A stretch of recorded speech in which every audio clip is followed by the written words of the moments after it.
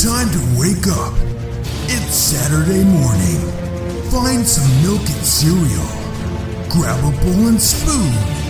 No, a bigger spoon. Head to the living room and take a seat on the floor while Joseph and Chris present to you Saturday Morning Cartoon! Hello everybody and welcome to Saturday Morning Cartoon Boom! This is a show where we wake up with the Saturday morning sun, plop down the floor with a big bowl of sugary cereal, and watch our favorite cartoons, both old and new. I'm Joseph. And I'm Chris. And this morning, we watched Adventures of the Gummi Bears. Disney's Adventure of the Gummi Bears. That's the Disney extended title. wants you to know that they made this. Well, it's a good thing they did, and I'll get to that later, but... Okay. Good on you, Disney. Good on you. Good job, Disney. Way to make a cartoon for once. Jeez.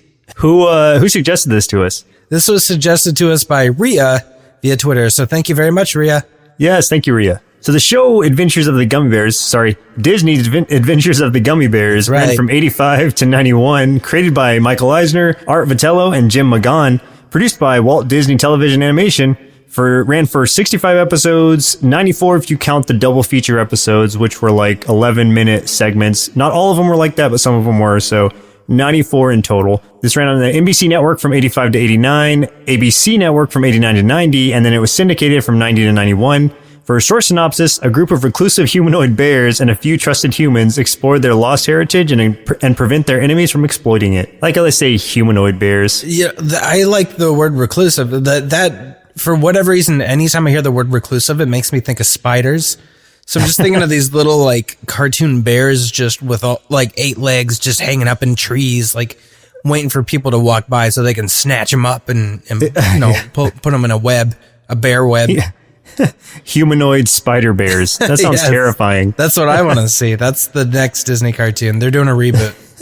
It's Disney horror. Yeah, it's real. They're doing this. So who are some of the actors who played in this show? Okay, so the character of Kevin was voiced by lots of people. So for season 1, voiced by Christian Jacobs. For season 2, Brett Johnson. For season 3, David Faustino. And then season 4 and 5, Jason Marsden. And then finally, season 6, RJ Williams. The kids just kept dying. So, like they were sacrificed each year to make sure that the next season would grow in very nicely. So they had to sacrifice Kevin at the end of every season. And then get a new one. Sacrifice him to the Spider Bears. Yeah, to the Spider Bears. Makes sense. The character of Grammy Gummi was voiced by June Foray. And she has had a huge, awesome career. She has been in, lots of, other Disney things like Cinderella, Peter Pan. She was also Hazel the Witch and Granny in the Looney Tunes. She was Rocky and Natasha from Rocky and Bullwinkle, and tons of other classics like Flintstones, Smurfs, DuckTales. She worked all the way up until 2014 and just passed away this year at age 99. I remember seeing stuff about her a month or two ago, so when I saw her name on here, I was like, why is she so familiar? And then I'm like, okay. Yeah. Wow. This is a long career. I know, man. So the character of Cubby Gummi and Princess Kala was voiced by Noelle North, who has been in cartoons like Jem, The Smurfs, and The Legend of Prince Valiant. The character of Tummy Gummi was voiced by Lorenzo Music, who's known for being the TV show Rhoda, and he was voiced Venkman in The Real Ghostbusters, Sergeant Dunder in Tailspin, and Garfield in Garfield and Friends. The character of Sunny Gummi was Katie Leigh, and she has been in cartoons such as Dungeons and Dragons, My Little Pony and Friends, The Muppet Babies as Rolf, and Richie Rick. I can't say that word. I can't say Richie Rich. And she was Alex from Totally Spies, which was one that we did on the show, and I love Totally Spies. The character of Gruffy Gummi had 2 voice actors. The first one in season 1 was Bill Scott, and Bill Scott was also the original Bullwinkle and Mr. Peabody from the Rocky and Bullwinkle show. So he was the castmate of June Foray way back in the day also. So that's really awesome that both of them got to appear in both of these cartoons and be reunited. And then the role was taken over by Corey Burton, who you may have heard as both Spike, Brawn, and Sunstreaker from the Transformers G1 cartoon. He was James Bond Jr. He was Felix and Mighty Max. If anyone loves Mighty Max like I do, you know Felix. He's awesome. He was Brainiac in most of the DC animated shows like Superman and Justice League and all that stuff. And he was Count Dooku in Clone Wars, which is cool. So, nice. Yeah. Finally, the last character I've got on my list here, Zummy Gummy, voiced by Paul Winchell from season 1 through season 5, who also voiced Dick Dastardly in all the Hanna-Barbera stuff. He was Gargamel from the Smurfs, and he was the original voice of Tigger in Winnie the Pooh. This role was taken over by Jim Cummings, who also has voiced Tigger in Winnie the Pooh. They literally have almost the exact same voice. It's crazy. We've heard him before also in Rescue Rangers, Tailspin, Goof Troop, Darkwing Duck, Bonkers, Sonic the Hedgehog, Tasmania, Teenage Mutant Ninja Turtles, and tons and tons and tons more that would take way too long to list. Jim Cummings, you've heard him before. That's a pretty good cast. It's a great cast. That's like, lots of alums here.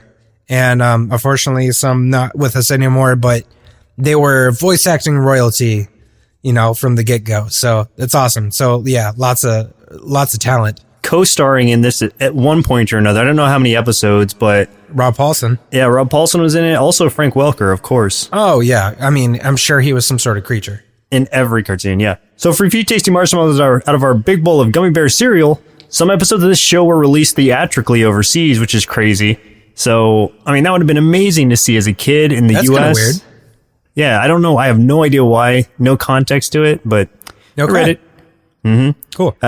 This was the first Saturday morning cartoon series produced by Walt Disney Productions. With the series becoming a major success because of the production value, it made Disney television animation immediately a major force in the medium. So this was kind of a test on their part, but because it was all under their helm, they were able to put so much into it and so much money into it that's really where what made it shine so much, so brightly. I was going to say, no wonder it lasted 6 seasons. That's crazy. Walt Disney Company CEO Michael Eisner was a co-creator of the show, and he is said to have come up with the idea when his son asked him for gummy bear candies. So, okay, and that was one of the things I was wondering about is like, so were they trying to capitalize on the candy and they're like, hey, nobody's patented that name. Let's just, we'll copyright the name and just steal it. So I don't even know. I don't even know that they took it or anything or that they have ownership rights to it. Yeah, I don't know.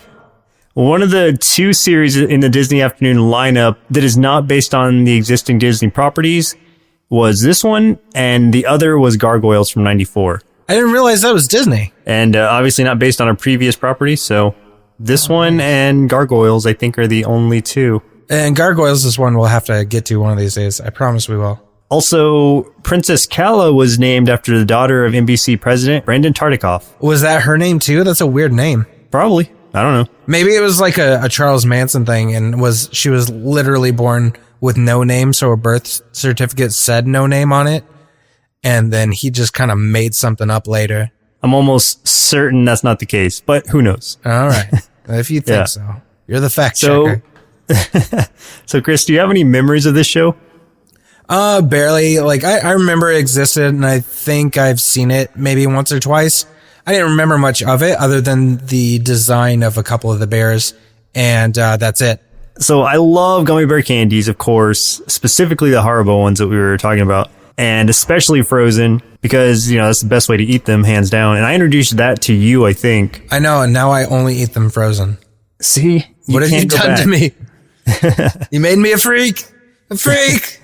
I don't know of many people who do that or any people who do that except for the 2 of us now, but yeah, trust me, anybody who's listening, it's the best way. Try it out, get back to me, and you're welcome. I mean, that's about the candy, though. So I have fond memories of the candy because I still love it and eat it to this day. Right. But I also have fond memories of this cartoon from my childhood because it was one of those that I watched pretty regularly. Probably not during its original run, since I only would have been like 5 by the time it was over. Not even. Yeah, 5 when it was over. So it was, I'm sure, in syndication on the Disney Channel or something. I don't know where I saw it, but I know that I had seen a lot of this show before. Right. Because I remember the song, I remember most of the bears' names, and overall the plot line, just not a lot of the stories. So sure, it was like revisiting something that I remember from childhood, and the song will be stuck in my head forever. So. Oh my God, that song. Like I good. Kind of like it, but also just absolutely hate it at the same time. How can you do both? It's because I can multitask, Joseph. I'm good at it. Mixing your love and your hate. Okay. So bears. I can't do it because I have a cold. Oh yeah. I'm getting over the trifecta. I'm getting over the flu, a sinus infection, and an ear infection all at once. So I've been having a great week. That's like your body just giving up on you. It did. My body is just like, you know what? We're not cool anymore. I'm just gonna give in. Yeah, I'm going on vacation. Good luck. I just absorbed every possible germ that was in the air that day. Yeah. Just breathed it all in. So let's go ahead and talk about the 3 episodes we watched for today's show. First episode, highest rated episode, and finally, random chosen episode. Order may vary depending on how these episodes are chronologically, but of course, we have to start with the very first episode, being Season 1, Episode 1, A New Beginning. Like, how many cartoons, like, the first episode starts with that? Like, it's called A New Beginning. It always has to be like a new beginning or rebirth or rise of the something. Yeah, it's always something like that. I hate it. Like, stop with the tropes. Come on, guys. We've seen it. We've already seen it. They're dashing, they're daring, courageous, and caring. And they bounce. Yep, they do bounce. So do newborn babies, though. So what? Okay. Don't test that at home, please. So one of the first things we see here is we see this guy. We don't know his name at this point, but it ends up being Duke Igthorn. Yep. So we end up seeing Duke Igthorn make his first appearance here, and he lets us know pretty much right away. So this is almost like you basically know what's going to happen for the rest of. I don't know if it's for the rest of the series, but at least for the rest of this season, you've got this guy who is. Has a bunch of ogres under his command, and he wants to take over the castle from King Gregor. I had one problem here, and that is these don't look like ogres to me. These look like trolls. I don't know. How do you feel? Like ogres I picture as like bigger humanoids, like almost like orcs, but they're bigger. And I don't know, man. These look like trolls. They got goofy looking heads and pointy ears and elongated mouths. Yeah, I don't know, what they were basing it off of originally when they made these, but my first thought when I saw them was, oh, they're ogres. And I don't... Gross. Not because they remind me of ogres that I've seen before, but I don't know. Because I just didn't think... completely wrong. I just didn't think trolls at first. Yeah, so they are ogres, though, in this show. So the Duke is trying to take over... Well, is he a Duke or is his name just Duke? I think his name is just Duke. I don't think he's actually a Duke of anything. Yeah, if he is, it's a place that is not mentioned. But yeah, they just refer to him as Duke Igthorn. Maybe he names himself Duke. Yeah, maybe important. He's the Duke of himself. Yeah. It's Dunwyn Castle is the one he's trying to take over. Yes. We see Kevin and. Which is a weird name, and I kept thinking they were saying Kevin until I read it. I did too at first until I looked it up and saw that it was Kevin. Because when they said it, it didn't necessarily sound like they were saying Kevin. But yeah, I thought they just had like a lengthy thing on their like they were just extending or saying Kevin in a strange way. Right. It's like, oh, that's cute, I guess. But no, Kevin. No, is his it's name. Not cute. Okay, it's not cute. He's riding alongside one of his, I guess, fellow pages. I don't remember this guy's name, but this other guy finds out he has this gummy bear medallion on, and he's like, do you still believe in him or whatever? You believe in the gummy bears? And he was making fun of him and stuff. He's like the bully against him. I'd be like, yeah, they're fucking delicious, man. Like, haven't you eaten any? It's actually kind of funny you say that because I don't remember at what point they joke about it, but yeah, I know what you're talking about. The gummy bears. Kevin meets the gummy bears. Yeah, like they think that that humans eat gummy bears. I'd be like, you know it. Get over here. Yeah. Which one of you is? I'm trying to think of the color. They all have like normal looking colors, except the pink one. I would eat the pink one probably. Which one's the pink one? I think the smallest one, Cubby. Oh, yeah, you're right. He was pink. I'd devour that thing. So there's Cubby. He was a pink one. Sunny is the yellow one. Yeah, maybe I should go for Sunny. That's a little less creepy. Grammy is orange. Yeah, she looks like she's been left out in the sun too long, though. Gruffy is brown, I think. Yeah, I don't no know one if wants to that's eat a brown gummy bear. That's disgusting. Yeah. That's why he's so gruffy. So There's like grumpy. one of the other ones gray. I'm like, no. Yeah, that's Zummy. Yeah, I mean, he's an old bear. You don't want to eat that anyway. It's got like dust and like hairs like hanging off of it. Yeah, Spider exactly. leg. There's no spider even attached. It's just one leg stuck to it. It's been there for 2 A random years. spider leg. Yeah. Yeah. It's a spider that died under the refrigerator. Yeah. So basically what ends up happening is, just to make a little brief, is Kevin ends up running into the gummies, who sort of save him and also save him from the ogres, and also accidentally let him into their lair. Yeah, and then they freak out that Kevin's in there. Kevin's just trying to convince them. He's like, hey, I'm your friend. Like, I'll be cool. I won't tell anyone about your secret. We see in the next episode, apparently he told someone about the secret. But Oh, yeah. he's just like, we can be friends. And then they take him hostage, man. They tie him up and like everything. And like Gruffy's obviously super racist. Like he just hates anything that isn't a gummy bear. Yeah, but he ends up having like a heart of gold, though. Yeah. It's one of those things where he's against him, but he grows to care about him. That's true. It's true. So there's also, let's talk about gummy berry juice, which is, Oh, yeah. for the gummies, it just makes them like bounce around. It's mainly just to help them escape, I guess, or back when the gummy bears were fighters, in some way to assist with their fighting. But for humans, it gives them like a small feat of like extraordinary strength. Yes. And Kevin's the first one who was able to test this out. So the one thing that I don't understand about this gummy berry juice, and it's maybe just because they're bad at being gummy bears, because we find out that there's like a book of like secrets to their race and stuff like that they can't open for some reason. Turns out Kevin's the only one that can help them open it. I guess they had lost a lot of their history and information and stuff, so maybe the real recipes and that thing, because the one they make, like that stuff only lasts like 10 seconds. I'm like, what's the point of that? You can bounce for like a little bit, but then you're just gonna like splat on the ground and break a bone like everybody else. Yeah, which actually kind of happens when Duke Igthorn gets a hold of the gummy berry juice, or at least some of it, from Kevin. Like it's predictable in the sense that like he's lifting up these boulders and holding them for way too long, and he doesn't know that it's only temporary, but we do. So we're just waiting for the literal rock to fall on him. Yeah, and then it crushes him and he dies. Not the case. But anyway, it does fall on him, and I assume he looks like a flat sheet of paper under that rock.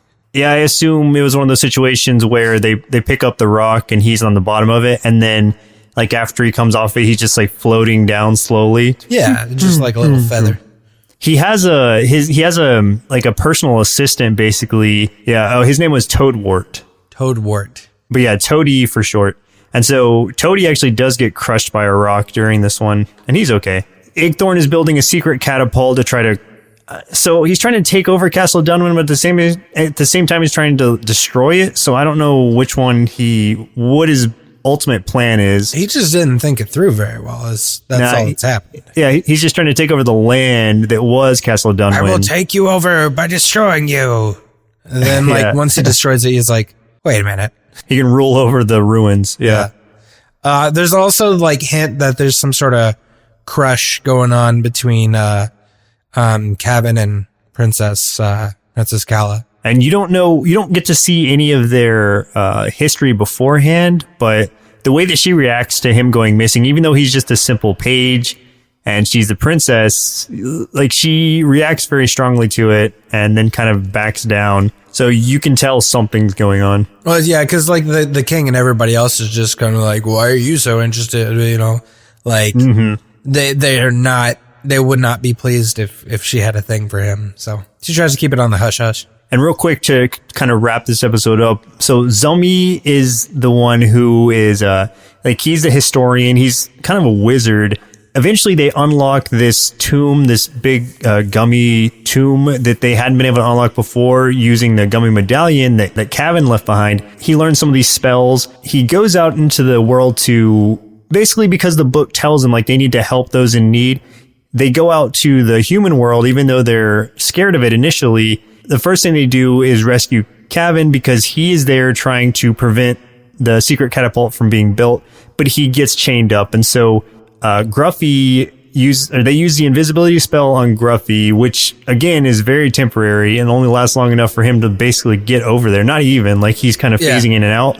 Yeah, it doesn't even last like a few seconds. He just keeps shooting in and out of being invisible, so it's not very good. And it might just be because, Zumi is a novice at it at this point, but either way, it gives him enough invisibility to confuse the ogres as he gets over to Kevin, gives him the gummy berry juice, and he's able to drink it, break out, and start throwing ogres all over the place. Throwing ogres.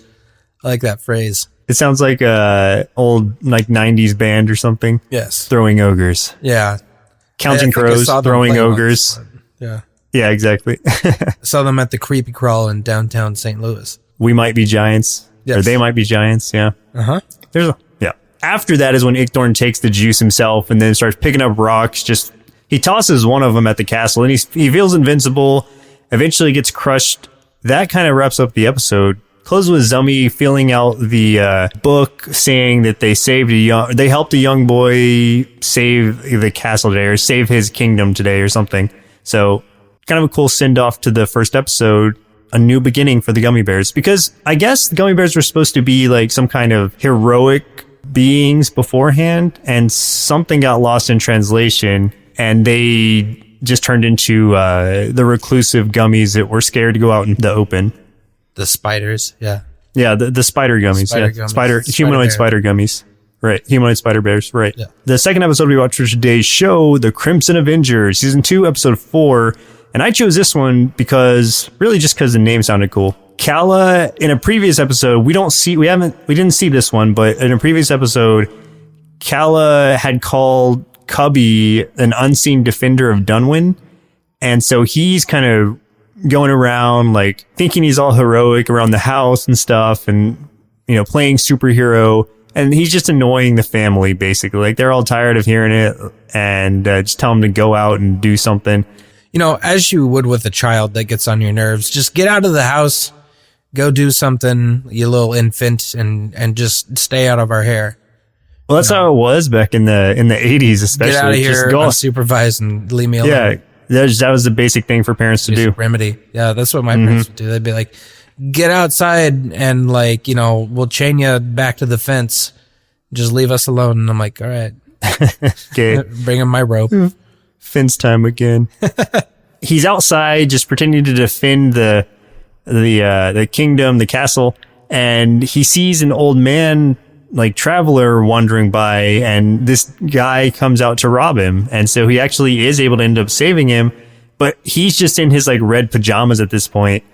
And so like he bounces around, he saves the guy. And so word gets around and rumors start spreading about this Crimson Avenger based on his red pajamas. And so he takes that moniker and he turns it into an actual superhero. He gets a costume and everything that's very like Zorro-ish looking, but red. And he keeps catching that same thief. And then the thief's just like, I'm done. And he's like, I'm going to go back to town and start a gang or something. And he does. Yeah, like it seems like he's gonna be a throwaway thief at first, and when he came back, and I thought it was funny that he got busted again. Yes. I didn't realize he was gonna be, the main protagonist or antagonist, basically. He's the arch nemesis, is what he is of the Crimson Avenger. Yeah, yeah. Just this redheaded robber dude. The redheaded I don't remember robber. His name. I think that's what we're gonna call him.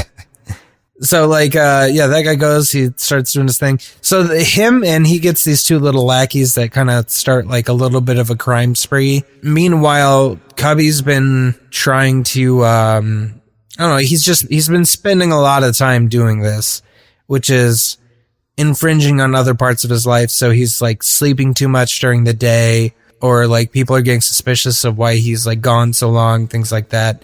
So it's starting to catch up to him a little bit. Yeah, but he also, at a certain point, he recruits Tummy to his side, too. He's a sidekick. Like Tummy finds out his secret, and then Tummy's very gullible, I guess, in that Cubby was able to talk him into being his sidekick and going out and saving the kingdom, even against his better judgment. Yeah, he's like, this is a bad idea.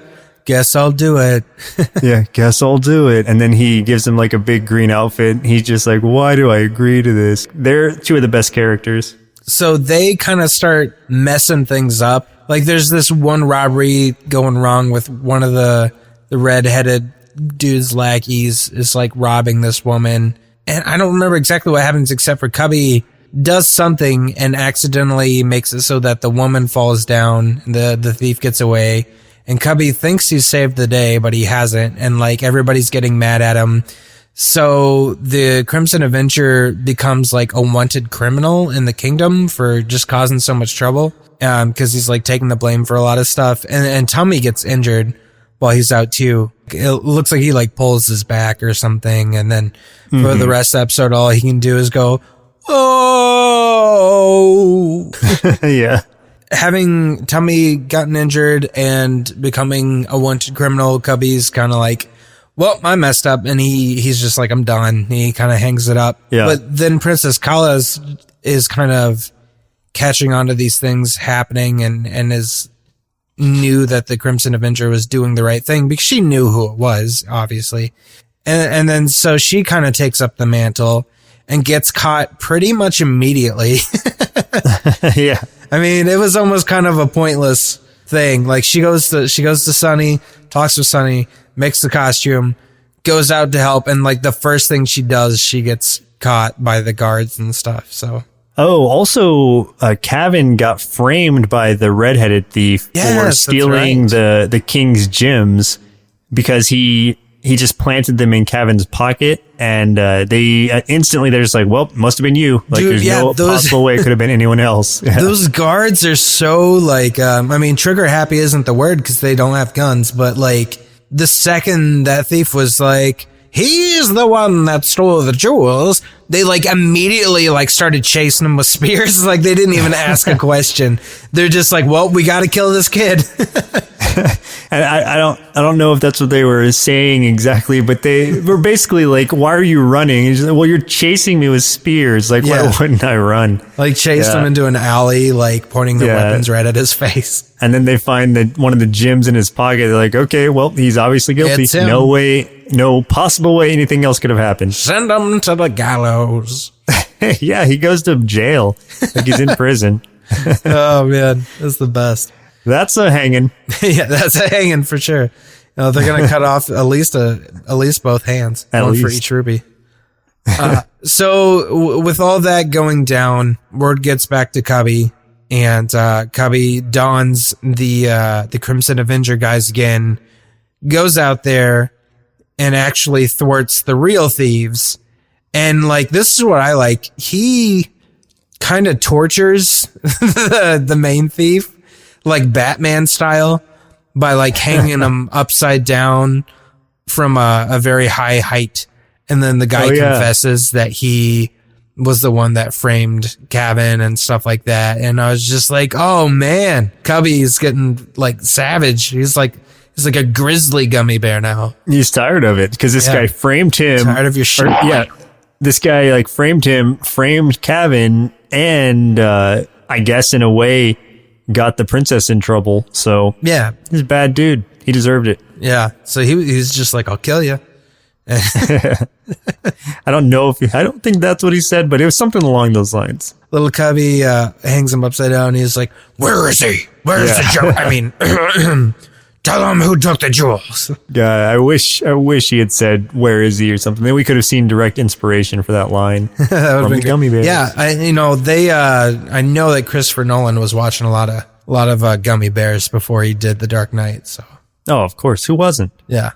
At this point, that's just kind of it for Crimson Avenger. He retires it, but he's like, I'm done for now, but you never know when danger might strike again. So that leaves it open for him to come back, which he does at some point. I think it's in the last season, but he might have come in somewhere between them two.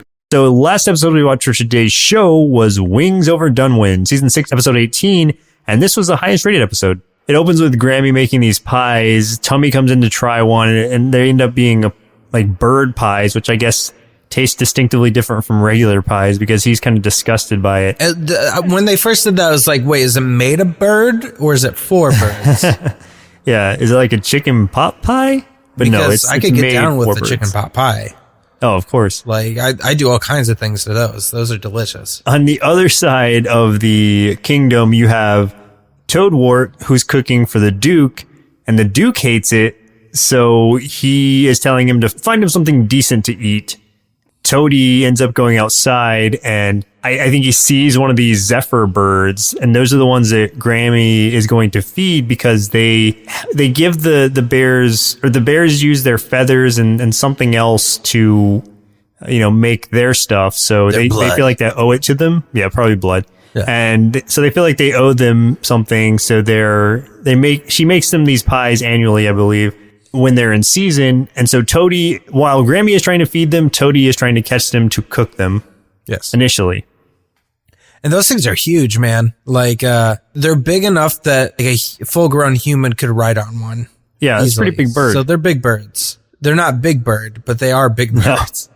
Yeah, because Big Bird couldn't fly, but these birds definitely can. Toady initially fails, and then they send, so Igthorn, Toady, and the rest of the ogres go out after him, and they bird nap those birds. When Grammy goes out to feed them, she goes up to their little roost and finds that they're all gone, but there's an egg there. So she instinctively is like, well, I better sit on this egg myself. And she breaks it and it dies. No, not at all. It cracks open and it hatches, and then it kind of sees Grammy as its parent. I think so, yeah. They take it home to take care of it, but even this little chick is huge. Like, it's still larger than the gummy bears, or at least the same height as them. Yeah. That's why it's like, so she brings it back to the tree. Her and Zumi, sorry. Why do I say Zumi? You kept saying Zumi. I know, your it's Zumba hard not classes. I'm getting them mixed up. So Grammy, Zummy, and Gruffy go out to try to find the birds, and the others are in charge of watching this baby one. And they're the worst babysitters because it's like within seconds that little bird escapes and they don't even realize it. Yeah. Well, because immediately they're just like, all right, let's all leave the room at once. Yes. And they go to the kitchen to grab something. All of them, no one to keep an eye on the bird. And he's just like, all right, well, this is my out. And he leaves. He's like, see you later. Igthorn's using the Zephyr birds to fly over the kingdom and scare them and say, I'm taking over. And I was confused at first because he was literally just flying around but wasn't attacking.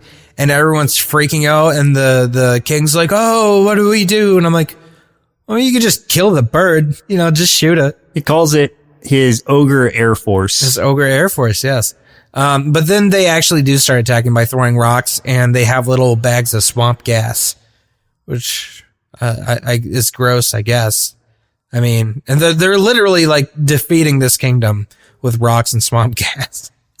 So it must smell real bad. Probably real bad. It's like my fart smell right now because I'm on this very specific antibiotic. And it's just like every fart is like a death trap. It's like a death sentence for anyone in the room. It's swamp gas. Yeah, it's worse. It's worse than swamp gas. I could take over many kingdoms. More deadly than swamp gas.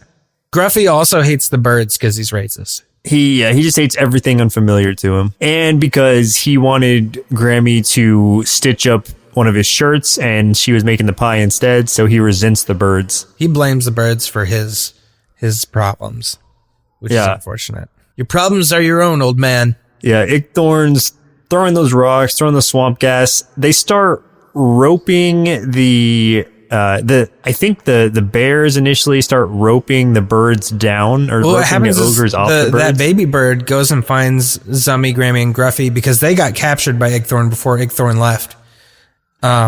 Baby bird comes, shows up, saves them, gets them to the castle, and then they get ropes and they start lassoing these suckers and bringing them down. Oh yeah, the baby bird can't even fly at first, and then he ends up Grammy falls off a cliff or something, and so the bird ends up learning to fly in order to save her. Maybe she could have used some gummy bear juice and bounced off the bottom of the hill or whatever she fell off of. I would like to see the science behind gummy bear juice, because I'm this would have to change their molecular structure as well as their buoyancy and everything for them to be able to just start randomly bouncing. Well, that's talking human physics. This is gummy bear physics. So it's probably different because humans just get strong. They don't start bouncing. I'm gonna have to call up Neil deGrasse Tyson or Bill Nye or one of those guys and ask them to explain gummy berry juice. I'm sure someone will. They'll have an answer. Oh, definitely. So the ogres and Igthorn all get knocked into the moat. The day is saved. Well, one thing I thought was funny is I figured it's pretty obvious that ogres are riding on these birds and Igthorn is on the birds because he's the one swooping literally right over the head of the king and yelling about how he's going to take over. And even though they get dethroned, they get knocked off the birds and the birds are still in the air, they still order the soldiers to take the birds down and start shooting arrows at them. Man, they're just bloodthirsty. They just want to kill something, man. They're just savages. And trigger happy, as you said. Exactly. They just want to see something die.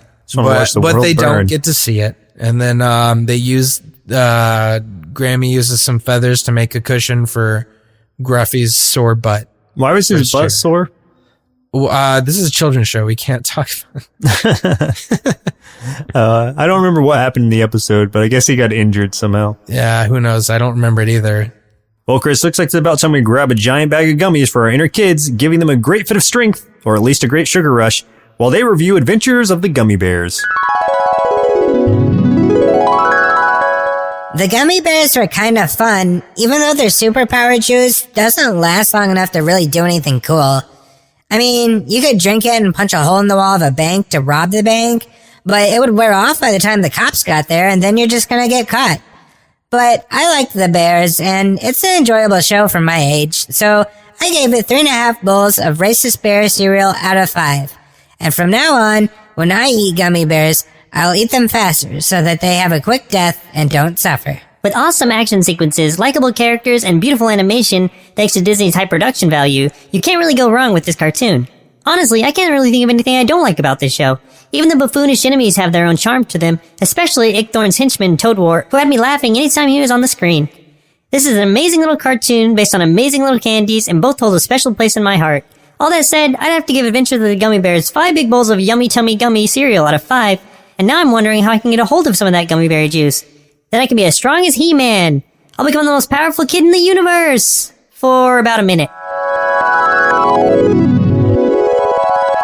Yeah, that's true. It's not going to last very long. So, whatever the strongest kid in the universe is going to do, you got to do it in a real short window. You better do it fast. Yeah. Do it real quick. Sadly, I never found out that secret formula. Well, I'm saying, I'll call up my buds, from the science. Yeah, from the science.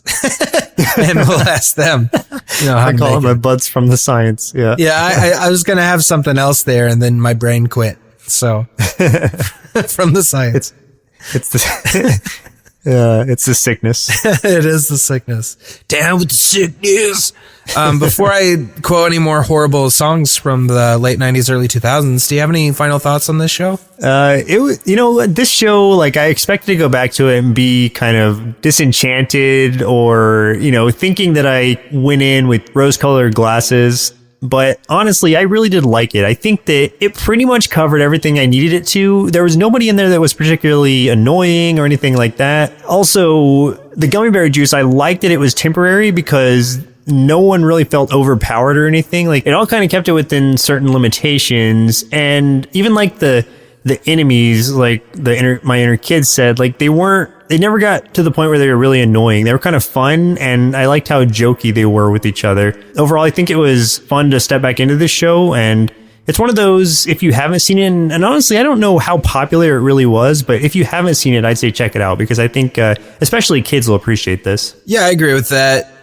It's not something I'm going to be sitting down to watch more of, but it's got that classic cartoon feel that when I was watching it kind of made me feel like a kid again as I watched it. It's just delightful, and it's a show that I think kids from this era would enjoy as well as the kids did back when it was originally on. If you can find some good quality versions of it. It's got the medieval vibe to it, which is always welcome by me. and it's got iconic and goofy characters, and it's got some great villain tropes that really make me as an 80s and 90s kid feel at home. So I'm glad we got to watch this one. Yeah, so thank you, Rhea, for suggesting this. It was really fun to watch it again. Yeah, thanks again, Rhea. I got to relive my childhood, and I got to have some gummy bears while I did it. So you were eating gummy bears, washing the gummy bears, and you didn't feel bad about it? No. Okay. I felt really good about it. Actually, you know, that's kind of funny because that would be like the equivalent of eating a person while watching a Like human a drama of some sort. Yeah, exactly. Yeah, that's kind of why I was just like, okay. I just want to measure what kind of person you were by, I guess, your a guilt. little twisted by those standards, but no, I didn't feel any guilt. I felt okay, fine. I just want to make sure me and you were on the same page. Oh, yeah. No, we're good. Good. Well, listeners, it looks like our milk supply is now run dry, so it's time for us to say goodbye. Next week, we'll be watching Ronin Warriors, suggested by Will Denson via Facebook. Cool. Thanks, Will. I don't think I've ever seen this, but we'll find out. Yeah, we'll find out. But next time. And hopefully I will be not dying from the neck up next time. Yeah. That's my hope. We'll see. You've got a whole week to heal up, so Send me those good vibes, listeners. Send those good vibes my way, please. send him good vibes, send me gummy bears. Yes. Well, once again, I'm Joseph. And I'm Chris. We'll see you next Saturday.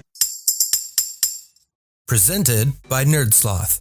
A place for lazy nerds. If you like what you heard, consider donating at patreon.com/nerdsloth so we can continue bringing you quality shows. Be sure to also leave us a review and share your favorite episodes and clips on social media. If you're looking for more content, visit us at nerdsloth.com.